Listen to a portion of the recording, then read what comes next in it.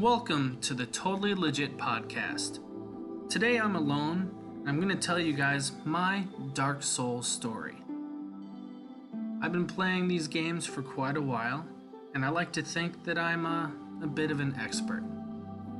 I'm going to take you way back, all the way to September 24th, 2013. I'd played quite a variety of video games at the time. But the big one that I had been playing at this time was Skyrim. And I was getting a little sick of how easy it was. You know, I'd played it so much, I'd explored everything, I wanted something new and I wanted something hard. So I went online and did a Google search for hard video games, or difficult video games, something about difficulty. And I looked at a few, and Dark Souls was on the list. I'd never heard of the game, never seen anything about it. It was the first I had ever seen. So, I looked it up. I saw a brief video showing me the Undead Asylum from beginning to end. And yes, I spoiled myself on that first Asylum demon fight. But after seeing that, and seeing how it played, and how everything moved and looked, and how intriguing the world was, I decided to buy it. I didn't look at anything else. I downloaded the game, and later that day I was playing it. I was immediately intrigued by how the game presented itself. Very first thing, boom, character creation. I don't know what any of this shit does. I have no idea what a black firebomb is. I don't know how useful the master key is. And I don't know how the game works. So I booted up, and my character looks like shit, whatever. But I chose the Wanderer class. Because I'm thinking, oh, lightweight armor, scimitar, I'm gonna be cutting up everything left and right. I'm gonna be awesome. Start the game. I'm not surprised by how my character looks. I'm Beef Jerky Man after all, and I'd seen how the character looks in my first little look at the game. I waltzed through the Undead Asylum, missed a couple tutorial messages, and I made it out. And I felt like pretty hot shit. I trounced through the intro thinking, this isn't that hard. Onwards we go. So I walk up to the cliff, and the bird takes me to Lordran like I knew. And there I am. Everything is unfamiliar. I don't know who this guy sitting across from me is. I don't know where Firelink Shrine is. I see all these things off in the distance, and I don't know shit. So, I remember I talked to the crestfallen dude, crestfallen fuckwad, whatever his name is. And I decided to attack him because I'm hot shit. I beat the tutorial. I only died, twice, maybe 3 times. I'm the king of Dark Souls at that point. And crestfallen dude gets up and he kicks my sorry ass. And I respawn right in front of him, and he kicks my ass again. This happened 5, 6, 7 times, and I said fuck it and restarted. So I waltzed through the tutorial again. I'm brand new at the game, and already I've gone through the tutorial twice, so I feel like I'm super hot shit at this point. I'm not supposed to attack NPCs, they're super hard, whatever. I get into Lordran, and I decide to explore. And I don't remember if I went down to New Londo. If I did, it was pretty brief. But I went over to the graveyard, and I got to meet the skeletons. And boy, were they friendly. They welcomed me with open arms and nice big smiles. And they stabbed me a lot. And I died. And I went at him again and I died. I went at him again and again and again. I must have spent an hour trying to get past those first 2 skeletons, maybe even longer. And I was frustrated. I kept thinking, there's no way this is the first area. So I looked it up, and I realized I missed the staircase leading to the Undead Burg. I felt kind of stupid, and I learned to look around a bit more with these games. So I progressed. And the whole while, I have one attack, the strong attack, because I had missed the tutorial message telling me about the quick attack. So I beat Tubby Lumpkins, the Asylum Demon, with just the strong attack. I was fighting skeletons with just the strong attack and the little Wanderer shield. And I got surprisingly far with just that. I explored the Undead Burg, I kept going, I made it up to the Taurus Demon, and it was either during that boss fight or shortly before that I discovered the quick attack, and the entire game changed for me. And I proceeded pretty well.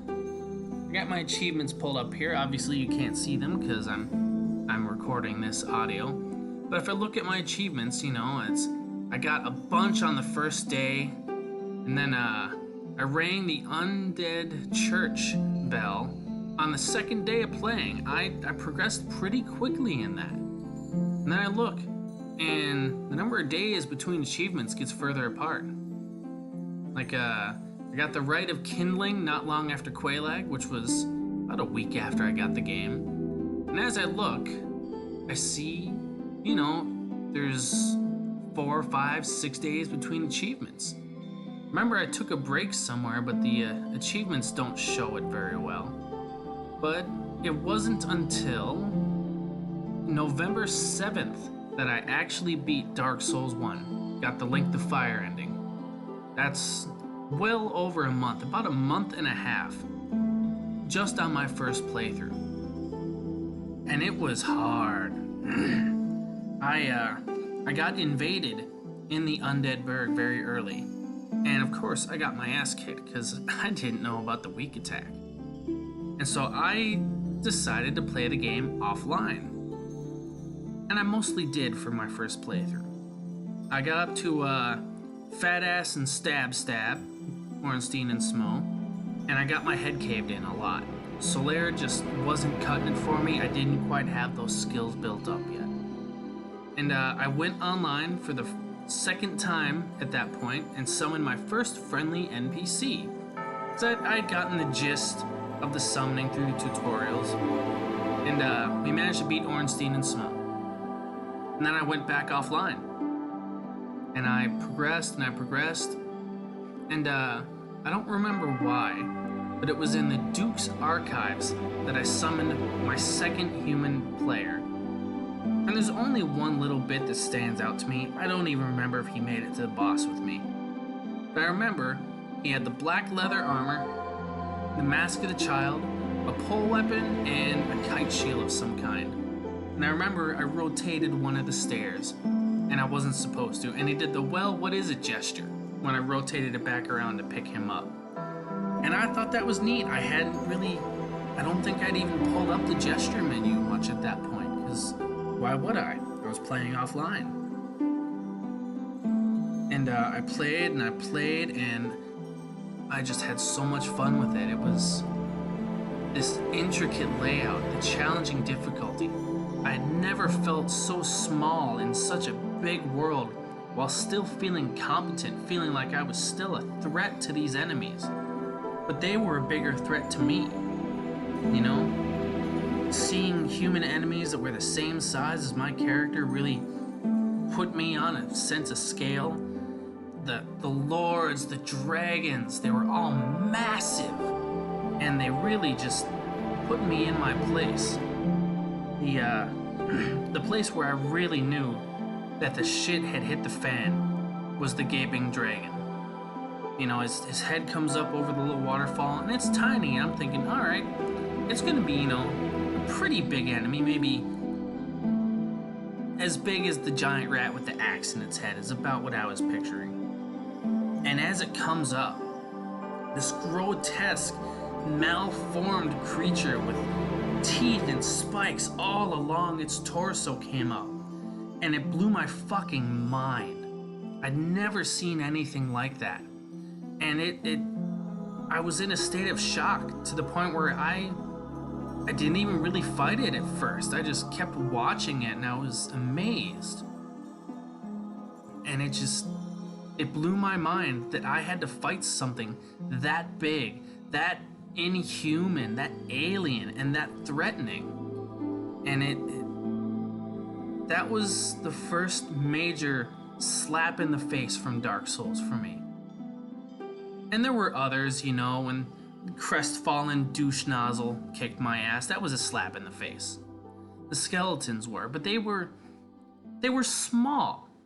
And having something so massive come out of nowhere to fight me, I felt important at that same time. And it felt good.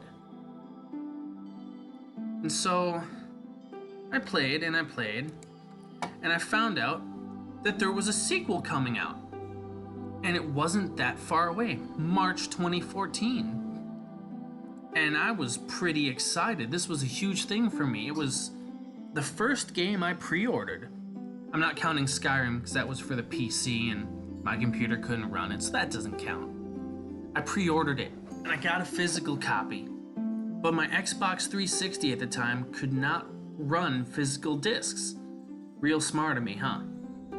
So I went over to my friend Eddie's house, because he had an Xbox and we were practically brothers.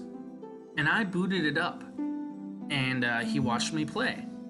And I remember, I've already told this story in the first episode, but it really sunk in how stupid I could be in video games.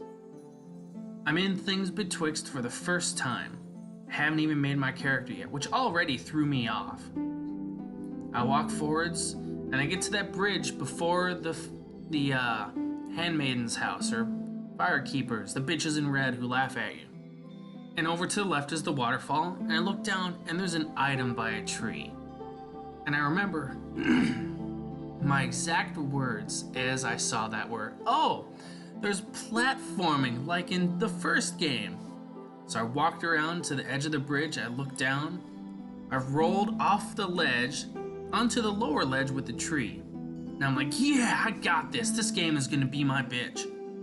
I walked around the tree and promptly fell to my death to a new achievement to commemorate my very first death. I wish I could pull it up to give you an exact date on that, but it was just too funny. And I played for a couple hours and I killed Ben Hart for his sword, and I was just amazed. And I couldn't play it at home, so I decided to leave it with my buddy. He's my brother, I can trust him. And he started playing it, and he wound up getting his own copy, or maybe I got a digital copy so we could play together.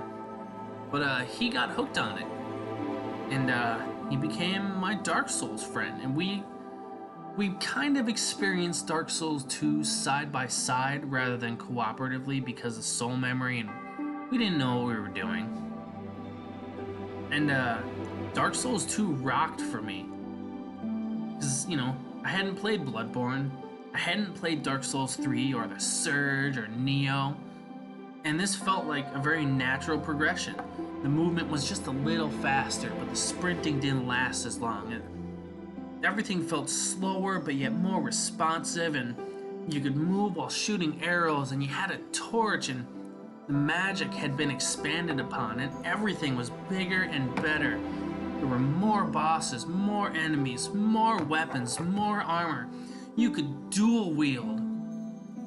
And then the DLC came out, and that rocked my world even more. And I remember I was in a private chat with my friend Eddie while we were playing Dark Souls 2. Because we didn't know that we could be in a party, we hadn't tried. Because for those of you who didn't know, in Dark Souls 1 originally, you could not be in a party and play the game at the same time. But I remember with the Crown of the Sunken King, we mostly did that separate. I think by that point we figured out how to summon each other. But I remember for the Old Iron King, we were side by side. We challenged that together as jolly cooperators. It wasn't me against the world, it was us. And I had a friend in that game world with me. And that was amazing. Now, I don't remember if he had played Dark Souls 1 before 3 came out. But believe it was in between 2 and 3, where we played Bloodborne. And neither of us had PlayStation 4s. So Eddie did most of the finagling on this. I pitched in some money, but we managed to borrow 2 PlayStation 4s. We bought 2 copies of Bloodborne, both the DLCs, and in the time it took this, the first set of PlayStation Plus we'd bought expired. So we bought another thing of PlayStation Plus each, and we played Bloodborne side by side on other people's profiles, and we 100% the game together on other people's profiles. So I never got around to doing it again, but we were sitting next to each other because we were living together at that point. And I remember it was such a surreal thing to sit there next to someone else and to be able to look over at his screen and see everything from his perspective. We weren't doing split screen, we weren't in other places, we were right there together, and I looked over at him and I'd be like, "Where did you find that?" And he said, "Over here." And I'm like, "How? Where was that?" And I'd retrace his steps, or he'd retrace mine, or one of us would find a secret before the other. And it wasn't quite a race or competition, but we were watching each other just to see how we were doing in comparison. And we blazed through that, and we got our asses handed to us, and we got ourselves some more eyes. And it was such a pleasant and fond experience to remember. Now remember, Bloodborne took us a little while. I think it took us about a month to beat, maybe a little more, and then longer to 100% it. But then Dark Souls 3 came out, and we were both ready. We were both excited. He wanted it just as much as me. And we got it, and we played, and we co-opted almost everything in that. And we blazed through it, and we conquered that game in the first week. And we just kept playing, and he wanted to get proof of Concords kept, and he just couldn't get summoned, so we would keep going to New Game Plus again and again to get those 2 that spawn in. And we did the Ashes of Ariandel together, which was a blast. By the time the Ringed City came out, we'd hit New Game Plus 11 on our first save files. And we said, well, we're going into the DLC with our main save files. You know, I don't want to have to play through the game all over again just to get to that point. So we went through the Ringed City on New Game Plus 11, and it was ball-bustingly hard. Enemies did so much damage, they had so much health, we were getting our asses beat.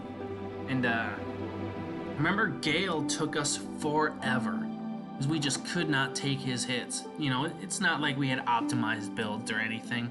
We'd go and respec once in a while and play a different build, and Midir, ooh.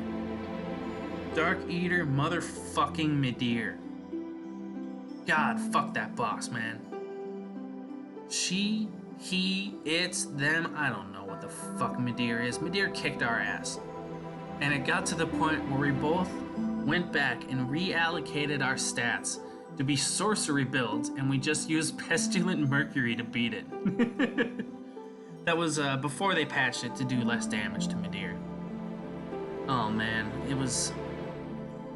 Every corner we went around, we were hesitant, we were worried, we were prepared to get our faces caved in by weird little turtle monks who drained our health, or knights with shields that breathed fire, or giant headless fat men made out of branches that jumped up into the air and slammed on us, or locusts that came up out of the ground, and it was such a treacherous path. And looking back on it, you know, Dark Souls 3 had some very weird story elements that just didn't vibe well. And I'll talk about that another time, but looking back, I was a little disappointed with the story. The overall story. There were side things that were interesting, but, you know, Miyazaki has his strengths and his weaknesses. And it was a little while after that. Helped my buddy out with Dark Souls 1. It wasn't as memorable because I had already put in, 600 hours into the game. And, a little time passed. I saw these Souls-like games coming out, and I tried Lords of the Fallen, and, it didn't really jive with me. So it was Lords of the Fallen. We all know about it. It's slow, it's clunky. It had some cool ideas, but it just wasn't executed well. And then I remember seeing stuff about The Surge and Nioh. And, I didn't have a PlayStation at the time, so I couldn't play Nioh. And The Surge, I liked the art style, but it didn't look like it was fun to play, so I put it off. And I just kind of stagnated on the Souls series for a while. And then I wound up picking up The Surge when it was, I played a demo first, when I found out there was one. And it hooked me. I started to feel that same feeling that I had in my first Dark Souls playthrough. It was an unfamiliar world with unfamiliar movements and mechanics, and the dodge went super far, and the weapons felt heavy and like you hit hard. And the limb cutting, it felt very strategic, very tactile, and I was in it. I picked it up when it was on sale, and I fucking plowed through that. And it kicked my ass. The Surge, it offered the same kind of difficulty I experienced on my first Dark Souls playthrough. And my friend Eddie, he didn't get into it, and I can understand, it's not for everyone. It's a very niche game. He got past the PAX and just stopped playing. I don't blame him, maybe he'll go back to it. I got him to pick up The Surge too, and he actually beat it a day or two before me. But The Surge rocked. And so, I played that, and I was really hyped for 2. But Sekiro came out. And I was excited for Sekiro. Because I'm thinking, alright, we're gonna have better movement. We're still gonna have in-depth combat and magic and lore, and it's gonna be awesome, and it's gonna be fun. And I picked it up. And I played it, and I'm like, hey, this moves well. Hey, this combat is different. It's kind of hard. I like it. Don't understand everything. The tutorial didn't really explain everything too well, but Dark Souls and Souls-like games have never had the best tutorial.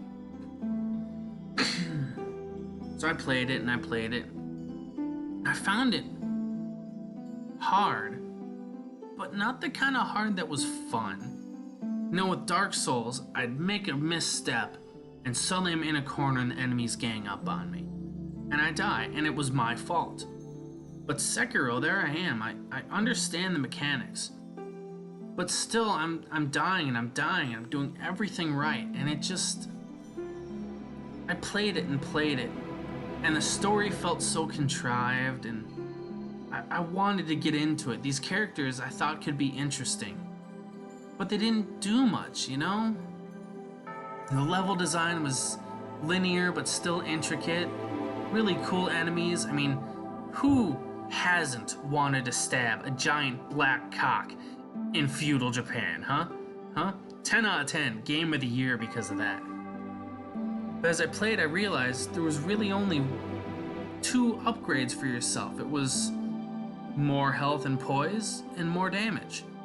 You couldn't upgrade your armor, you couldn't change your stats a bit to get better movement or better defense. You couldn't have more powerful, slower weapons or quicker, weaker weapons. And it just wasn't deep. And cool, no character customization. The Surge didn't have that, and I loved Warren. He was an interesting enough character, while still being bland enough for you to connect with. But Wolf, he just... sucked. Everything he said was monotone, like, yes, Lord, I will not break the Iron Code. I am happy, ha ha ha. You get the little thing about his sweet tooth, but it's... the fact that he was an orphan means nothing. He never emotes, he's just kinda there. And when you put all that with a game that fetishized difficulty so much, I felt burned and disappointed. And I know other people love the game, and I'm glad they do. because it is a well-polished and well-crafted game. It lacked all the things I expected from FromSoft. And after I beat Ishin on the lucky try, I looked back and I didn't feel the same sense of accomplishment that I felt with Dark Souls 1, 2, 3, Bloodborne, and The Surge. Those games, I beat it and I was like, yeah! Fuck yeah! I felt good. A little bittersweet almost, because I'd beaten it and I'd seen everything. Not everything, but you know. But with Neo, I beat it and was like, oh, thank God it's over. And I regret feeling that way. But you know, I set that aside and maybe I'll go back to it someday. I hope I do. I picked up Neo and I had a blast with that. You know, I'm still playing it a little bit. I need to go back and do co-op with my friend Eddie because he actually got me that copy. And I like it. It plays well. It's interesting. William as a character is almost as bland as Wolf. He gets a little bit of personality.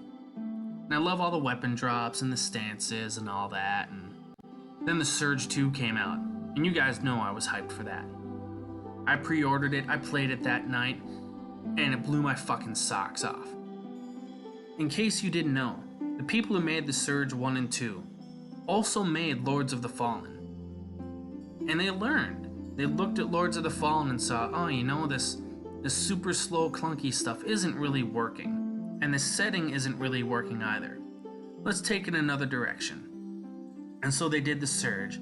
They sped things up a little bit. They made the combat more intricate, weapon variety better. And it was mixed. A lot of people hated it. A lot of people got bored with it. I personally loved it, but you know, I love that industrial sci-fi. And then 2 came out. And it's not faster, but more fluid. You can cancel animations better, you don't have as big of wind-ups, and everything just feels better and sleeker and more improved. And the story is more direct while there's still a bunch of side lore. And to date, The Surge 2 has been, gameplay-wise, my favorite Souls-like game. And I'm going to include the Souls series in that too. I think The Surge 2 does a better job in the genre than most of Dark Souls. And I know a lot of people are going to disagree with that, and I understand. You know, the Souls series, they started it, and it exemplifies the things that make the genre. And The Surge just does something for me that Dark Souls doesn't, and I can't place it. I couldn't tell you what. But looking back on it, while The Surge 2 plays better, all my fond memories are with Dark Souls. Like, when I first played Bloodborne, you know, you get to that first werewolf, beast, furry, whatever you want to call him, and I found that my attack was a karate chop before I aggroed him. And that was just the funniest shit to me. The fact that in a Victorian goth Lovecraftian game, my melee attack is a motherfucking karate chop followed by a backhand. And that blew my mind. I laughed my ass off, and it's just, no video game series has impacted me as much. You know, I look back at Spyro, my first video game, and there's fun memories there. But Dark Souls, it challenged me, and I learned a lot. And for a lot of that point, it was in a very bad time in my life, emotionally and mentally. And I learned a lot about myself in retrospect. You know? No other game has taught me like that.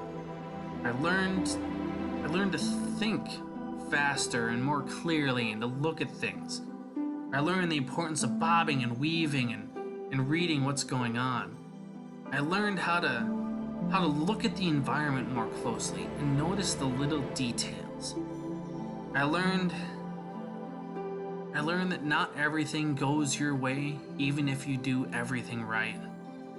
I learned that you can throw yourself at a hurdle over and over and over again, and the only way you fail is if you give up. And if you throw yourself at that hurdle enough times, eventually you'll figure out the right way and you'll get over it. there'll be another one right there for you to slam your face into. I learned you don't always need to be direct with confrontation. I learned sometimes all you need is one friend to get through the toughest times. And I learned to appreciate the video games that I played. I look back at myself and I wasn't all that attentive to what was going on in the games. I didn't pay attention to enemy layout, I didn't think about level design. And now, while I'm no game designer, I feel like I'm better tuned in to a lot of these things, and one of these days I'll sit down and talk about game design and what makes good bosses and bad bosses and good enemies and bad enemies and give you guys my thoughts on that. But today I just felt like talking about Dark Souls and Souls-like games and just my journey through it and how it affected me. Thanks for listening, everybody. I'll see you around next time. Thanks for tuning in to the Totally Legit podcast.